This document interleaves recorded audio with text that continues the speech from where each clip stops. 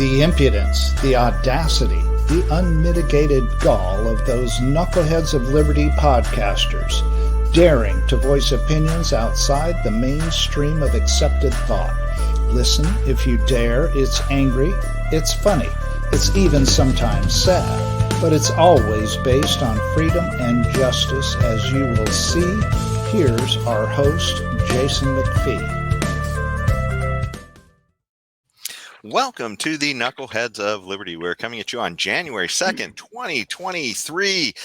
Man, we've made it halfway through the Biden administration. We're still standing, which is just absolutely amazes me. I mean, we haven't quite fallen the way we had that exit in Afghanistan about a year and a half ago. It seems like forever ago, but it's anyway. So we've got a lot of other crazy stuff to talk to you about for the new year, and but before we get into that, let me introduce you to our panel. In our upper left-hand corner, we have Leon the Word Brathwaite, last word in Liberty. He is a retired engineer in the state of California.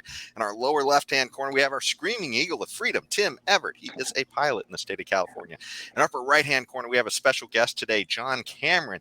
He is a writer, self-described freedom fighter, and occasional host and contributor to the Libertarian Counterpoint, which is our kind of like our sister show. And so anyways, let's jump into it. We are talking about the crazy spending. It's funny, you know, we just went through several crazy years of spending with COVID, where we just added trillions of dollars to the debt. And same old. It's a new year, but same old swamp.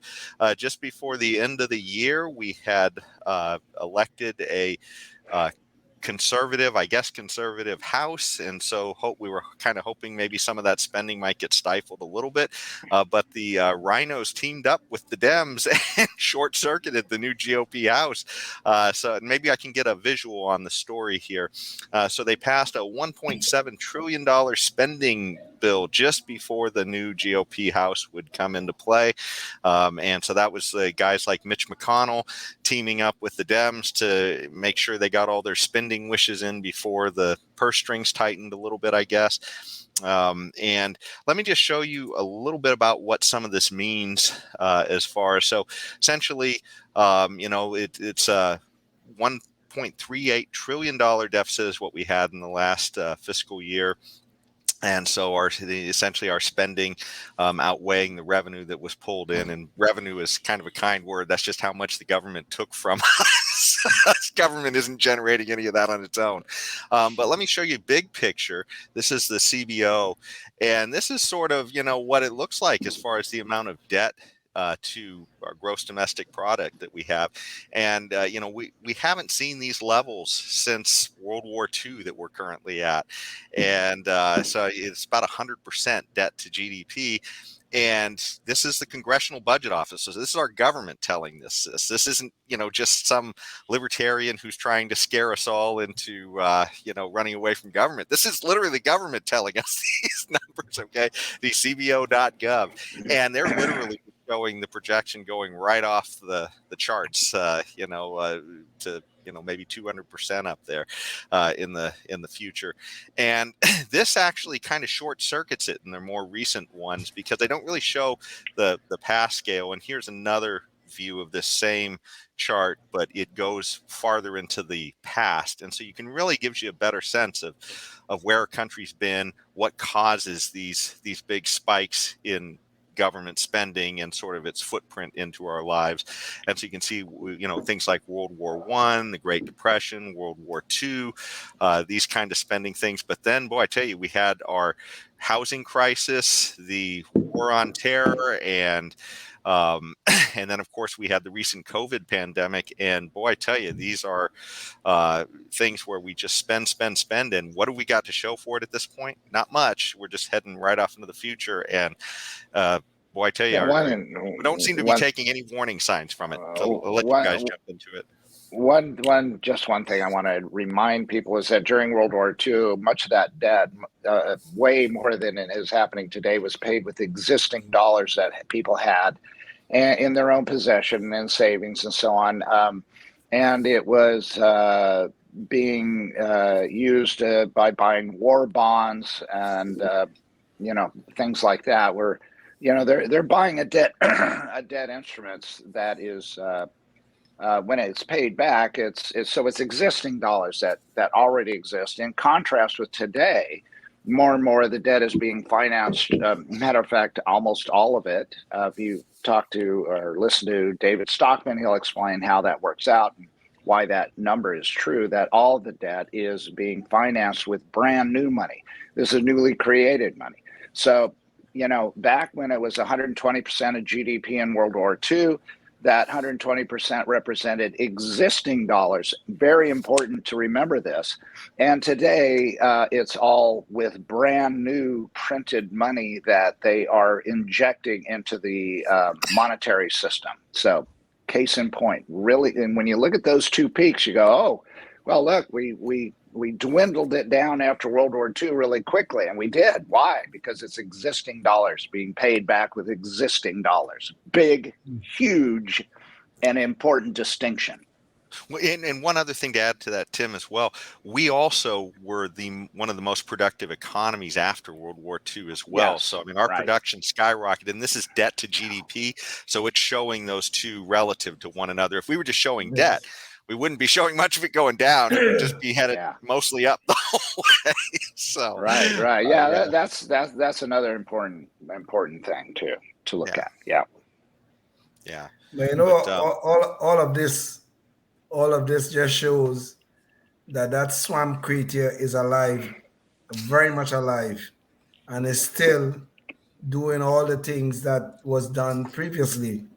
The Republicans really talk a very good game. Before the elections, they always tell us, oh, they're going to get in there, they're going to do something about the debt, they're going to stop the spending, blah, blah, blah, they're going to lower taxes and all this sort. They talk a very good game. Many of us fall for it. Many of us continue to fall for it. But every time we turn around, we see these people getting in bed with the swamp creatures of Washington, D.C., and doing all the things they say they were not going to do. Look at this $1.7 trillion that just have been passed. And look at the atrocities that are embedded in there. One of them is a walking train named after Michelle Obama that we taxpayers are going to pay for. What the hell do we need that for? What is the national emergency that will require us to have some trail spending millions of dollars named after Michelle Obama? Well, Leon, they've got to send you off on a trail somewhere to take your mind off of what's happening in Washington. Sorry, go ahead. But the point is though, the Republicans, I mean, we know what the Democrats do, okay? Tax and spend. That's their line of work. But Republicans always talk this good game, and they always fail, and they fail badly. Whenever there's anything that requires them to stand up and to show some backbone, they always show that the spineless creatures that they are. God help us. Yeah. John, did you want to jump in on this issue at all, or? Well, no, you got 3 or 4 days. We could dissect it. No, it's I agree with Leon. The word he's hit the nail on the head. I think it's 1984. The people say one thing and do another, and they pick teams. And the people on the left, I'm not going to call them liberals because they're not. Talk about equity and making things fair and helping those less fortunate that they support actually make more people less fortunate and hurt people and don't accomplish what they're saying. And then the Republicans talk, the people on the right, about safety and fiscal restraint, and then they just give the money to their favorite people. So it's 1984. I mean, it's a duopoly. And, for a while there, I had hope with the Tea Party, but I don't know what happened to that. Now, somehow the lamestream press has found a way to make fiscal restraint and fiscal responsibility somehow cruel and somehow unnecessary.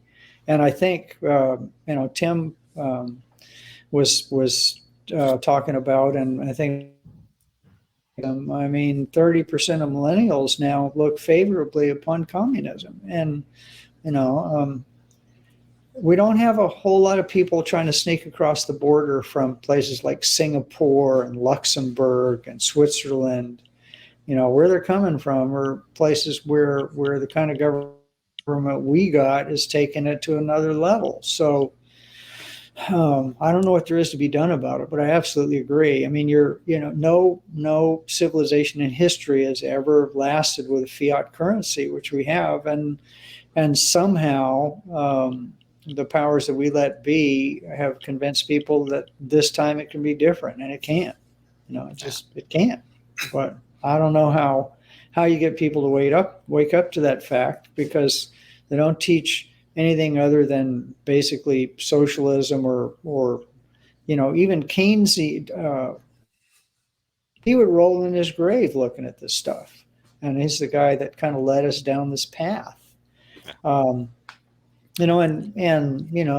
power of all these government unions and everything to feather their own nests. FDR, the starting commie president, maybe it's the second one, but certainly the one who had all these huge spending projects. He said that government unions shouldn't be allowed and were evil. So I don't know where we're going. I mean, maybe you guys got ideas on how to stop it. We know it's bad. We know it's horrible, but nobody, as Leon said, has the guts to deal with it. Well, the incentives are just always wrong with government. I mean, it's essentially you always have the incentive as you put more power into government for more concentrated interest to come and pull at it and try and get it in their direction. And bigger you can make it, the more arms you have pulling at it. And and sadly, as Tim said, a lot of this is new money, which we're starting to see in the form of inflation. And yet we have these jokers who call themselves economists, like Paul Krugman's, running around telling us that we should be essentially printing more money, which, it's funny because if you look back at him about 20 years ago, he was actually a person who was saying that we should be spending or a little more careful about what we spend. I mean, it's like these guys, they're feeding off the public trough too, and that's their shtick now, is to be sort of the high priest of telling us, why and how we should be just ignoring all the flashing red signs and red lights that we're heading over a cliff, and to just keep on printing and keep on, growing government. He also predicted the internet would impact the economy as much as a fax machine too. So I don't put a single. And they gave him a Nobel Prize in economics. So I don't care what he says; he's full of it. Yeah. No, I remember. To add to that, I was just looking. So I take the New York Times. And I started looking at some of their old articles, and they had articles about when Jimmy Carter decided to inflate to get rid of the deficit, and then the head of the Fed at that time had some chutzpah and put the brakes on, and they very specifically talked about the causes of inflation, and they were printing too much money. Basically it was the government spending more money than it had. But now the newspaper of record for the United States of America has Paul Krugman, who I got a socialist, the coffee house that I talk to every once in a while just for amusement. And he was talking about, Paul Krugman says, and I said, Krugman's an idiot. And he said, he's a Nobel Prize winner. And I said, the Nobel Prize is a bunch of lefties giving awards to other lefties. Mm-hmm. So, the idea that somebody in the social science world should hold up a Nobel Prize in economics as a license to be a mouthpiece is crazy. Well, and consider that Obama was literally given. Well, Obama was literally given the Nobel Peace Prize before he did anything to merit it. And then he went on to be the biggest drone bomber the world has ever known. So I don't, it's just like you said, it's sort of a way lefties sort of reward each other, and to the point where it's so delusional they don't even have to run the race to get the award. Exactly. You just have to be present, just like Obama was. Lefties giving stuff to lefties. And I mean, the Pulitzer Prize for journalism is the same thing. Lefties giving good stuff to lefties. That's all it is. Yeah. Yeah, didn't some of those Russia guys wind up getting the Pulitzer too? The ones who claimed that Trump was in the tank for Russia the whole time? Yeah, I believe the New York Times got a Pulitzer Prize for their coverage of the Russia hoax, and they were telling us about all of these great things that were happening and all this. Of course, they didn't call it the Russia hoax; they called it news. That was exactly. really important stuff that we all had to be aware of. Yeah. But anyways, aside from all the magical thinking of the left, and we didn't even get into the magic monetary theory or modern monetary theory. Well, we do have something that is a real scientific breakthrough that's maybe can change some of the ways things are going. So there was a recent breakthrough at the Lawrence Livermore Laboratories on nuclear fusion. And so essentially they have generated a net energy gain in a fusion process that they have going on in their labs. And this is a Wall Street Journal story that we have. And if this pans out, I mean, if this concept that was proven in a lab actually carries over to the to the marketplace, perhaps maybe in a generation or so we might be seeing some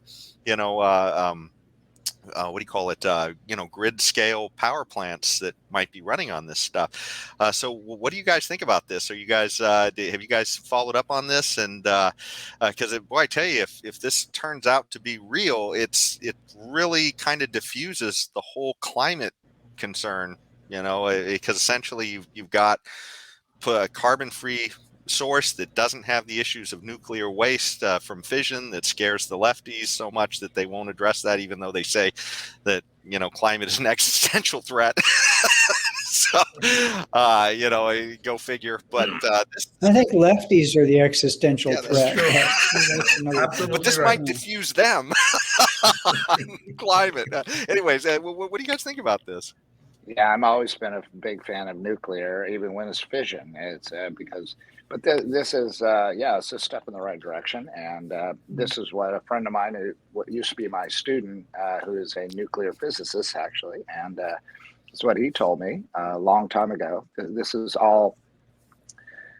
He used to work at San Onofre before they shut it down, and this is the real solid. If you want to have a solid future in production of electrical energy that is, repeatable and doable and actually can work, not like wind and solar, all that nonsense, but, getting, 1-2% of the energy needs at best ever, no matter what. And because the wind blows, the sun doesn't always shine just right, and blah, blah. But anyway, yeah, this is the future. And if we,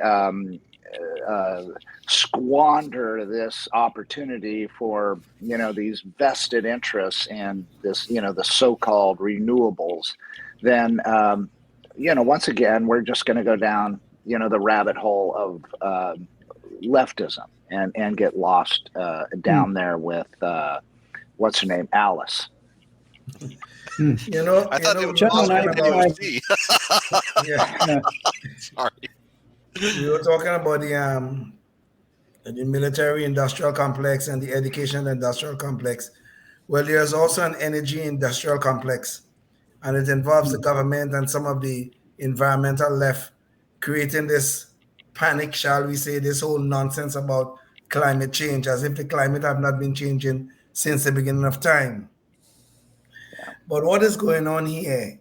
You see this breakthrough, if it ever becomes commercialized, it is radically going to change everything, because this whole thing about renewable energy about the wind and the sun. This whole thing about renewable energy is nothing but a hoax.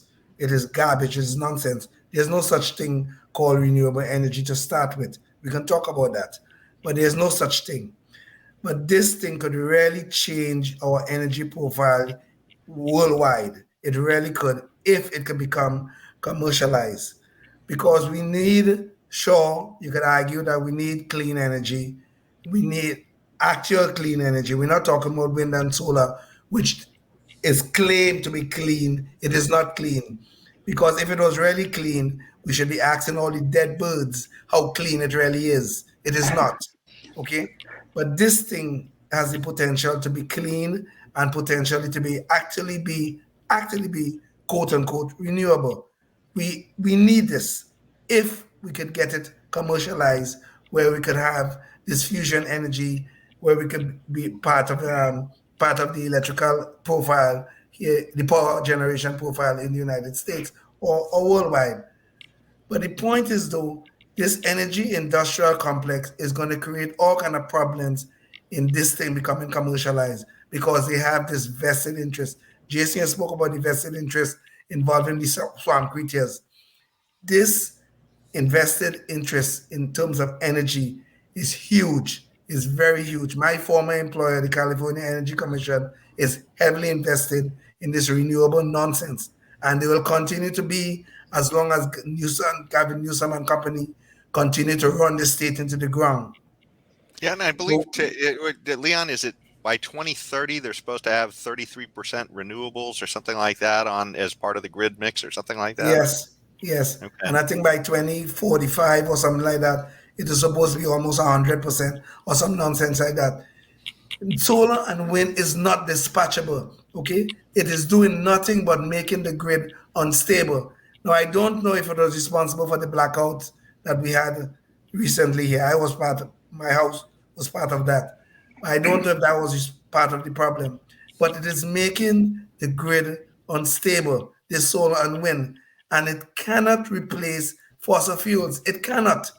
So this nonsense about, oh, we're going to solve the climate change with solar and wind, that's a pipe dream at best. It's a pipe dream.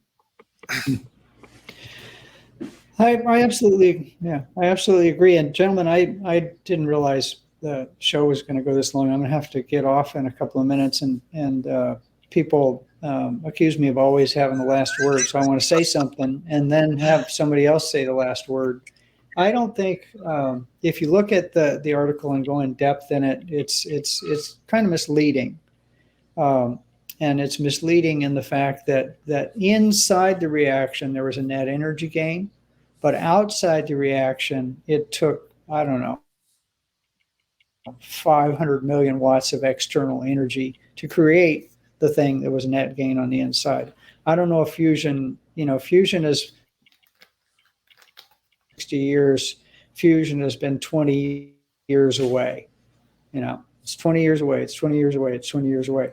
But I think the point here is that it's never going to be even if they have a breakthrough, they will never let it become commercially feasible, because then all the people that have their fingers in their trotters in the trough won't have their trotters in the trough.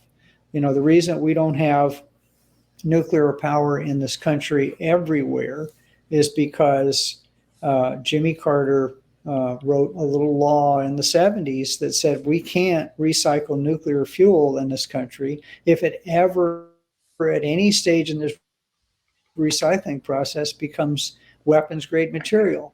The French have been doing this without any problems at all. They have no nuclear waste. They have 3 to 5% of the nuclear waste we do for the last 40 years. Yeah. The French aren't as beholden to the Russians for energy because they have nuclear power, even though it's going to get worse because the government is just taking it over. And fission power, Michael Schellenberger, if you're not familiar with him, listen to him. He's done some wonderful stuff about nuclear power. And then in about 3 minutes, I'm going to go I got to. I apologize. I didn't know how long this thing was going to run. So if somebody wants to have the last word and I can sit there and nod, that'd be a great thing before I I get don't out. want the last. Before I I get don't off. want the last. I don't want the last word. But yeah, my my friend told me about that legislation that John just mentioned, and my friend was talking about fission, not fusion, and he was talking about the ways in which there are today the ability, like John pointed out about the French, to have almost zero waste, and it's Yes. very easily taken care of. And so, yes, it's I'm going to sign off. I'm sorry. I got okay. the previous and I didn't know we were going to go. I really appreciate you having me on, folks. I'll try to dial in Thanks, my John. computer a little better next time and talk less. So I'll see you later. Thanks so much, John. And that's John Okay, John. Cameron powering out. Yes, yes, he Go is. ahead, Tim.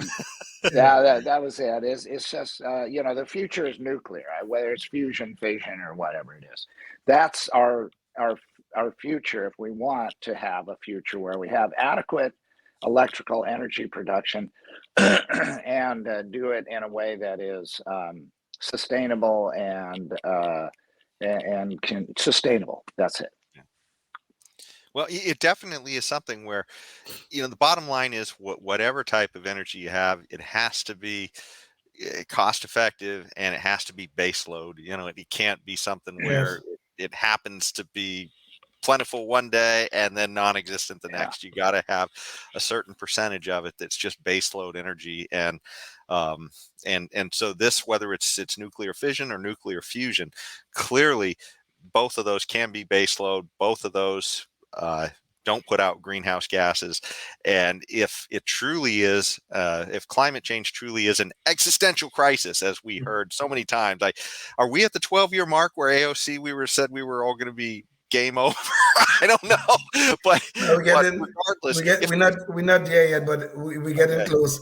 But she yeah, already took that back. She said, "Oh, she was joking," That kind of damn okay. nonsense. Well, the bottom line is we've heard this existential line, and of course she wasn't laughing when she said it, and she was saying Right. it to an audience where she was dead serious as she was saying it.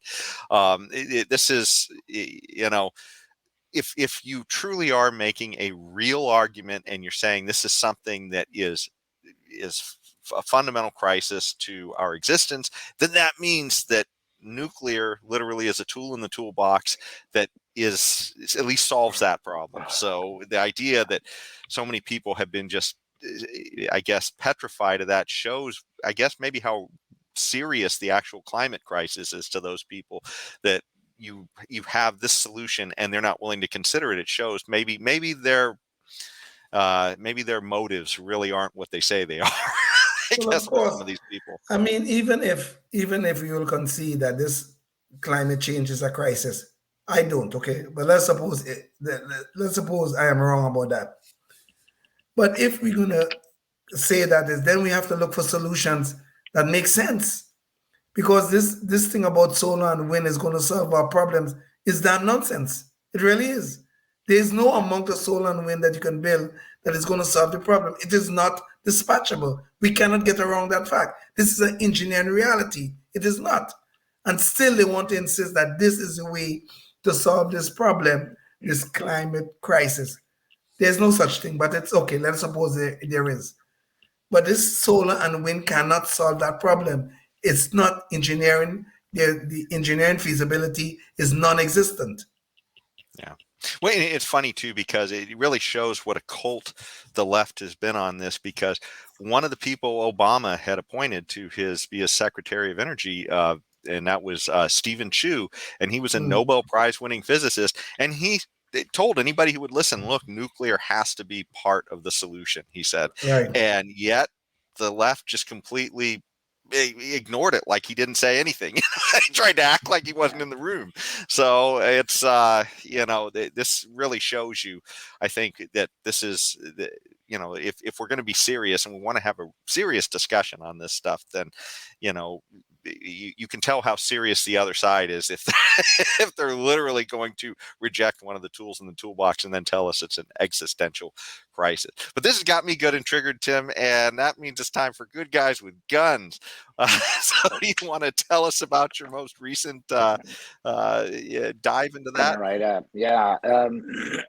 Yeah, most certainly.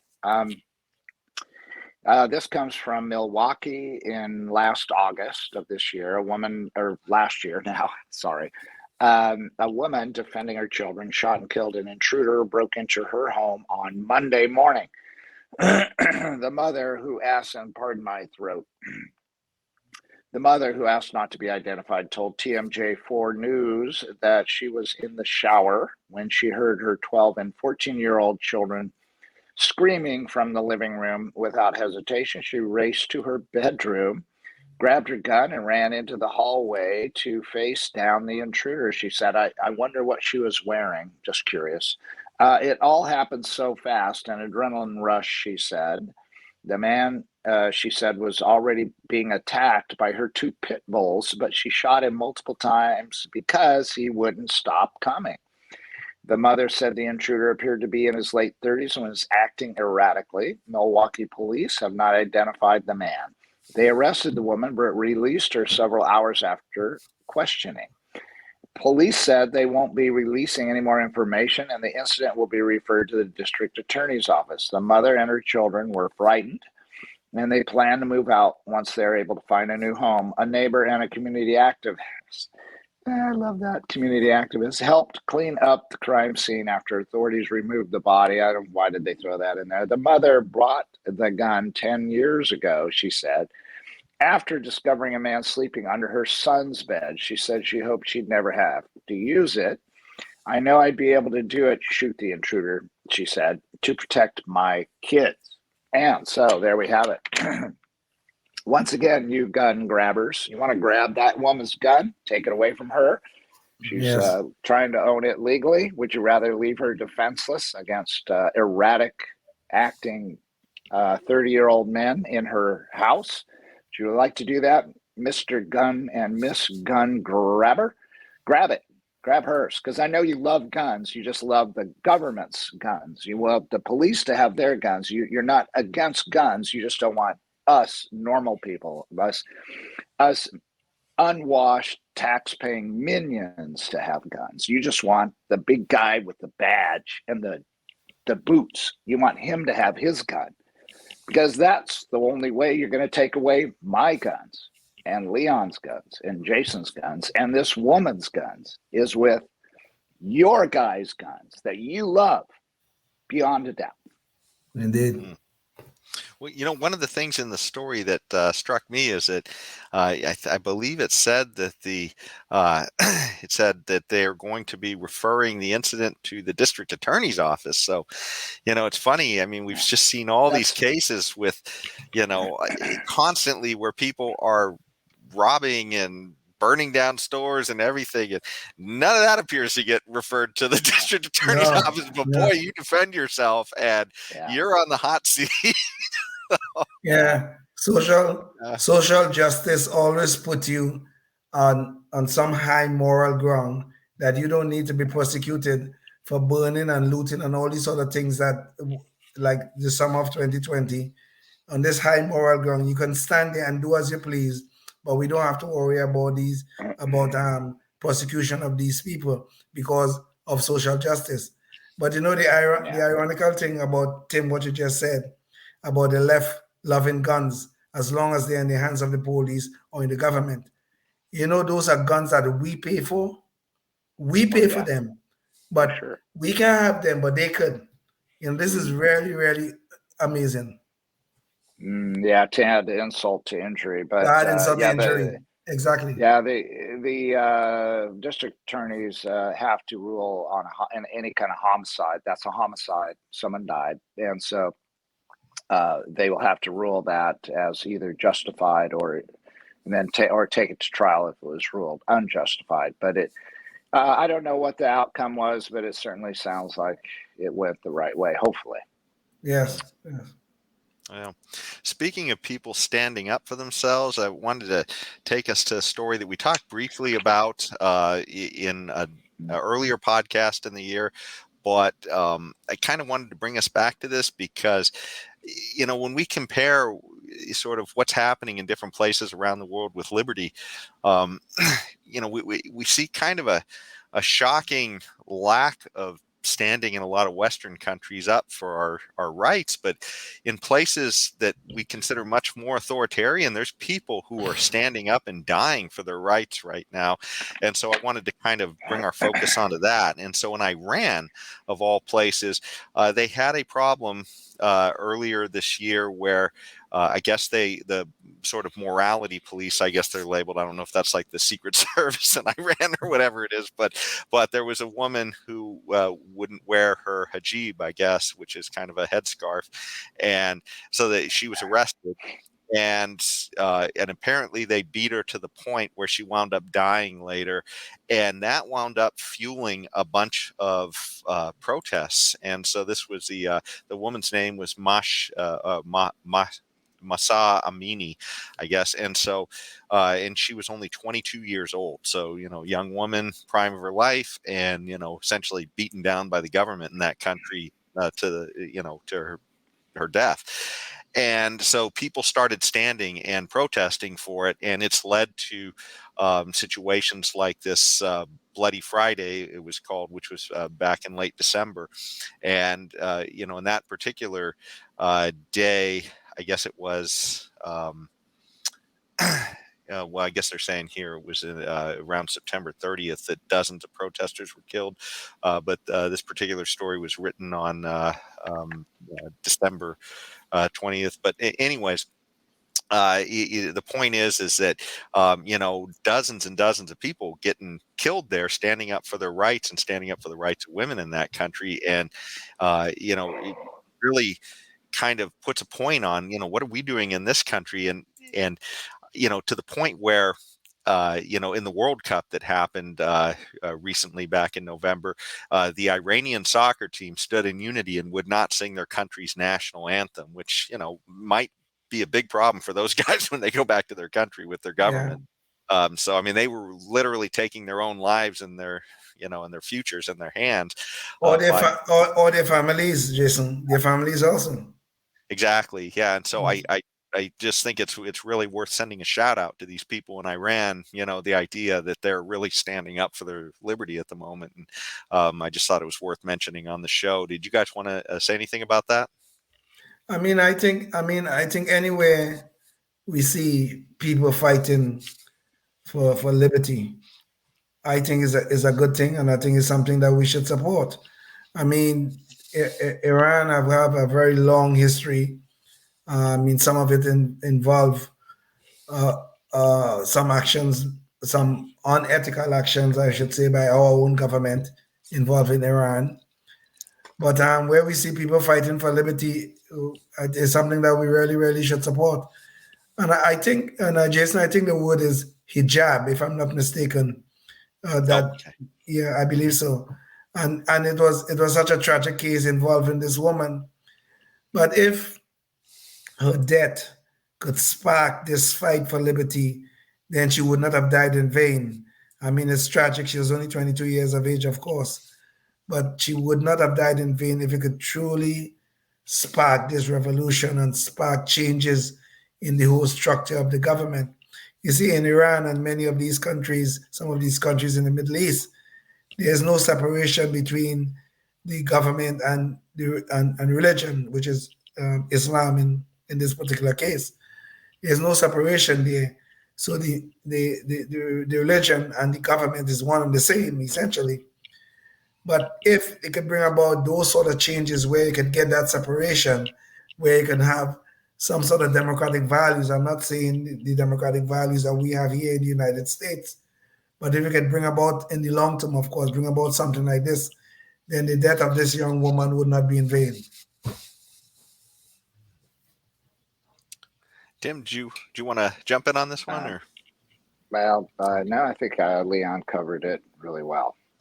Yeah, I mean, it was a tragedy, and I hope I hope, and this is the kind of thing that is fomented better if the United States stays out of trying to mess with the economy of Iran, which, this is just my economics talking here, is more and more protests occur when the leadership of the country is not the only resource for getting food on the table.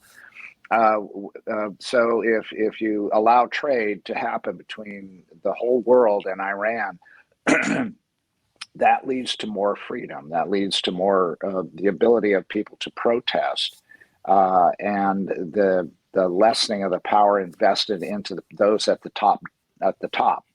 And this is just an economic fact that has been seen throughout history. So when the people are allowed to trade, they become more independent. And when you stifle trade to Iran, and it doesn't hurt the people at the top. They're still going to get their food on the table. But when you stifle trade, the people down below are the ones that are hurt. And when you hurt them, they have less power because they're less independent, and they have to basically seek the power of not seek it, but they have to allow it.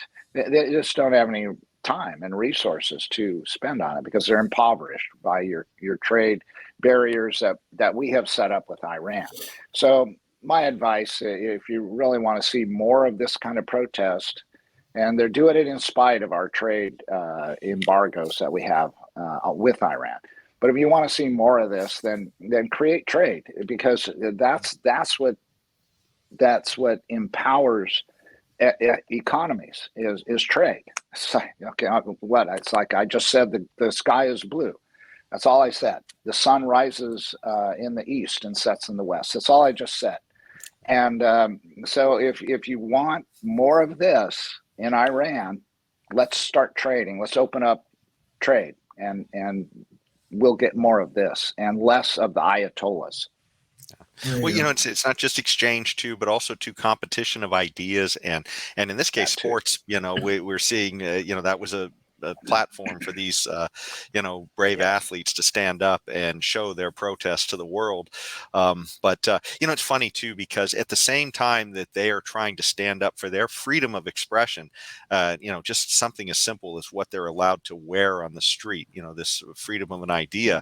And yet we seem to be, we have almost half the country here that seems to be comfortable with giving the government authority to shut people down on speech based. We've seen Biden try to push essentially a ministry of truth behind COVID, and we're seeing the same thing happening here in California, where they are pushing a law that just came into effect, where if your doctor doesn't toe the government's line on COVID, he can have his license removed, and therefore his means of and that's your freedom to have an honest discussion with your doctor that's at stake there. So I mean, that's your medical freedom that's on the line with freedom of speech here. So it cascades everywhere, and we're seeing people in places like Iran stand up for it, and we're seeing ourselves just sort of say, how can the government make me safe and silent? But Jason, you were talking about the government and speech here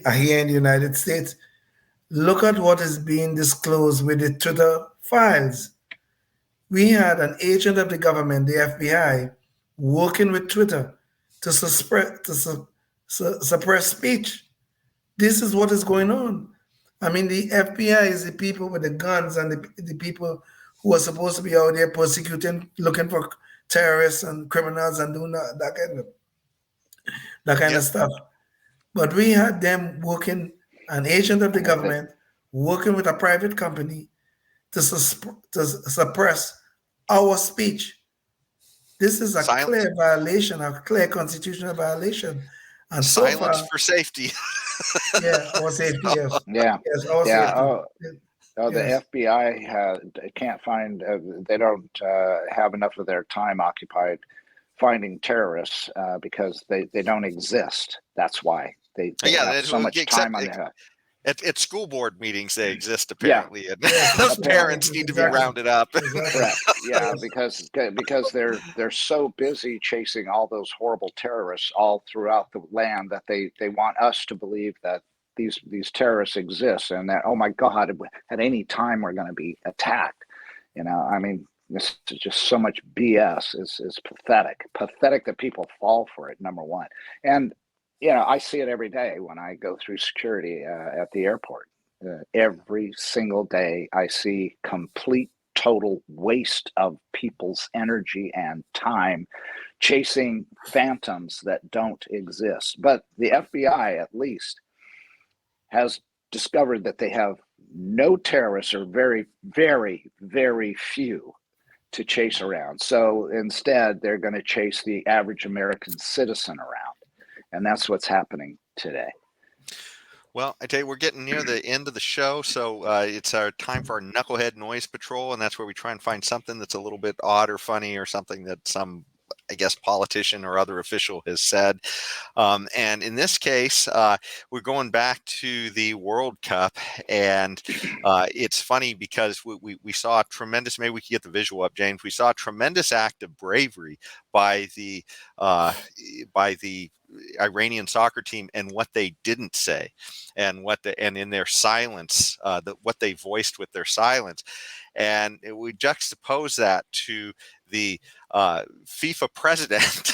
FIFA is the organization that governs World Cup soccer, and he decided that he wanted to be heroic too at the games, and so he took the opportunity to give a monologue for about an hour to the audience about a chance to virtue signal on what he thinks that the values are, I guess, of that should be pursued by the West, and I guess his own personal identities. And so let me give you a little bit of the quote he said. He said, "We've been told for many, many lessons from some Europeans that Western world, I think for what we Europeans have been doing for the last 3,000 years, we should be apologizing for the next 3,000 years before starting to give moral lessons to people."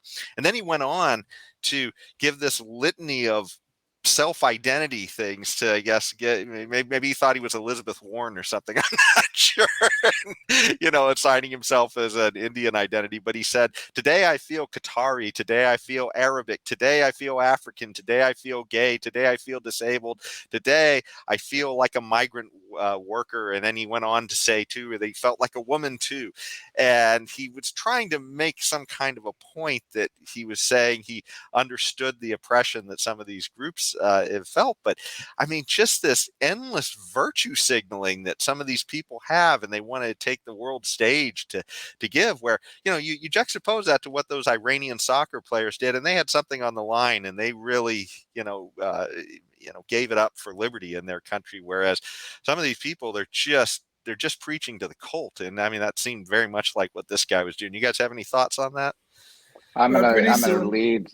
Oh, Let's let the last word have the last word. I'm just going to lead off and say that on one hand, I think that the West probably is not in a very enviable position to be lecturing other countries about human rights. And when I say that, I'm thinking specifically about our support of Saudi Arabia's war on Yemen that would not exist if it wasn't for our support, started by Obama and now continued through Trump, and Biden continues it in spite of the Congress saying we've got to get out of this BS with Saudi Arabia, our buddies, our head chopping off buddies. Okay. So yes, the West has no room to be lecturing other countries about anything. And unless and until we withdraw our support on the Saudis' war on Yemen, the poorest country of the whole poor Middle Eastern countries, it's the worst. And until and unless we do that, then maybe we can start lecturing other people. And the rest of it is, the guy's, just a nutcase. Okay, the guy's a nutcase. However, He's got one point, and that is, and I just made it. And so, Leon, what do you think? Well, I mean, this guy expressed all his identities that he feel like, and since feelings so dictate so many of our policies and our thinking these days, pretty soon he'll be telling us about his multiple transitions that he'll be having. He'll be telling us about he'll transition to a woman, he'll transition to a gay person, he'll transition to a disabled person. He'll be telling us about his multiple transition in solidarity of all these oppressed groups. I wish him the best. I really do. Well, I tell you, unfortunately, we don't have the stage that Gianni Infantino had, the FIFA president. But I think we've at least made it known what our feelings are on standing up for liberty and saying something versus just blowing a lot of hot air. So, anyways, thanks so much, everybody, for joining us for this first group of shows for 2023, and we hope you'll join us next week. And for more adventures and discussing issues of liberty. Until then, stay free. Yes, indeed. Life, liberty, and the pursuit of happiness, always and forever. Thank you for listening to the Knuckleheads of Liberty podcast. Find us on Facebook, Rumble, YouTube, your favorite podcast network, and at knuckleheadsofliberty.com.